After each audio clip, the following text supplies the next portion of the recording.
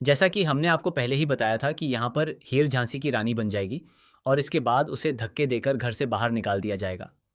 यहाँ पर उसने सनी का नाम तो ले लिया कि सनी अनमोल भाभी को धोखा दे रहा है। लेकिन जब पूरे घर वाले उससे पूछते हैं कि बताओ वह लड़की कौन है, तो हीर उस लड़की का नाम नहीं लेती।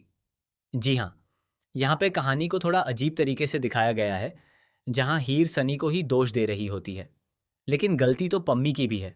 पम्मी ही सनी के पीछे पड़ी हुई है, इसलिए हीर को पम्मी का नाम भी लेना चाहिए था। लेकिन वह पम्मी का नाम नहीं लेती और फिर उसे धक्के देकर घर से बाहर निकाल दिया जाता है। इसके बाद नवाब भी अपनी बीवियों पर बहुत गुस्से में होता है। दोनों साथ में जा रहे होते हैं। रात में तेज बारिश हो रही होती है और तभी नवाब की मोटरसाइकिल खराब हो जाती है।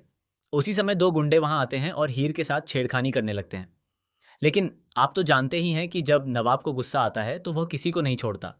वह उन दोनों की जमकर पिटाई करता है। इसके बाद दोनों घर लौट जाते हैं। घर पहुंचकर नवाब हीर से कहता है, अगर तुम्हें ऐसा शक था तो तुम एक बार मुझसे बात करती। बिना मुझसे बात किए और बिना किसी सबूत के तुमने इतनी बड़ी बात कह दी। वहीं हीर अपनी सास को चुनौती भी देती है।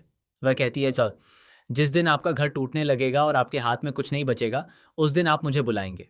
तब मैं फैसला करूंगी कि मुझे वापस आना है या नहीं।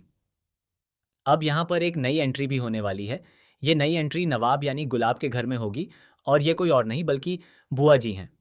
जी हाँ, बुआ जी की एंट्री होने जा रही है। वो बहुत सख्त स्वभाव की हैं और उनकी बोली गोली की तरह चलती है। घर के सभी लोग उनसे डरते हैं।